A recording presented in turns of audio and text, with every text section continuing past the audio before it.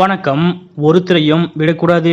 கண்கள் சிவந்த முதலமைச்சர் மு.க. ஸ்டாலின் அவர்கள் போட்ட கொடூர உத்தரவு. பயங்கர டென்ஷனில் இருக்கும் முதலமைச்சர் மு.க. ஸ்டாலின்.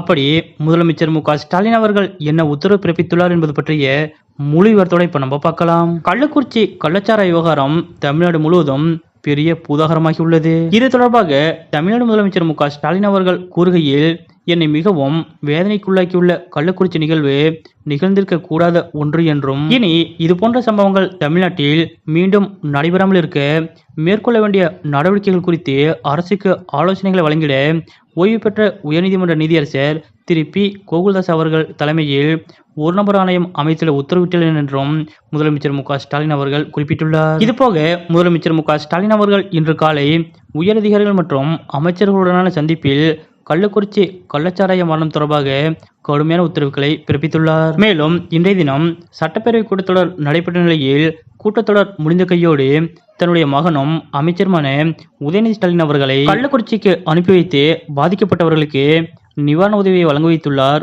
முதலமைச்சர் ஸ்டாலின். இதற்கிடையே இச்சம்பவம் குறித்து கேள்விப்பட்டவுடன் மிகுந்த டென்ஷனான முதலமைச்சர் மு.க. ஸ்டாலின் அவர்கள் சம்பந்தப்பட்ட காவல்துறை அலுவலர்கள் மீது உடனடியாக அதிரடி நடவடிக்கை மேற்கொண்டார். அந்த வகையில் மாவட்ட ஆட்சித்தலைவரும் உடனடியாக பணியிட மாற்றம் செய்யப்பட்டார். மேலும் காவல்துறை உயர் அதிகாரிகள் சஸ்பெண்ட், பணியிட மாற்றம் என்று தொடர்ந்து பல்வேறு அதிரடி நடவடிக்கைகளை மேற்கொண்டார் முதலமைச்சர் ஸ்டாலின். அதோடு இந்த விவகாரம் குறித்து தீர விசாரிக்கவும் உரிய மேல் நடவடிக்கை எடுக்கும் பொருட்டும் இந்த வழக்கு சிபிசிஐடி வசம் ஒப்படைக்கப்பட்டுள்ளது. இதுபோக மெத்தனால் கலந்த விஷச்சாராய உற்பத்தியிலும் விற்பனையிலும் ஈடுபட்ட அனைவரும் உடனடியாக கைது செய்யப்பட வேண்டும் என்றும், சம்பவத்தில் பயன்படுத்தப்பட்டுள்ள மெத்தனால் இருப்பை முழுமையாக கண்டறிந்து அவற்றை கைப்பற்றி அளித்திடவும் நடவடிக்கை மேற்கொள்ள வேண்டும் என்றும் முதலமைச்சர் மு.க. ஸ்டாலின் அவர்கள் உத்தரவு பிறப்பித்துள்ளார். மேலும் விஷச்சாராய உற்பத்திக்கு பயன்படுத்தப்பட்ட மெத்தனால் எங்கிருந்து கொண்டு வரப்பட்டது என்பதற்கான மூல காரணத்தையும் காவல்துறையினர் கண்டுபிடிக்க முதலமைச்சர் மு.க. ஸ்டாலின் அவர்கள் உத்தரவு பிறப்பித்துள்ளார். அதோடு கள்ளக்குறிச்சி அரசு மருத்துவமனை,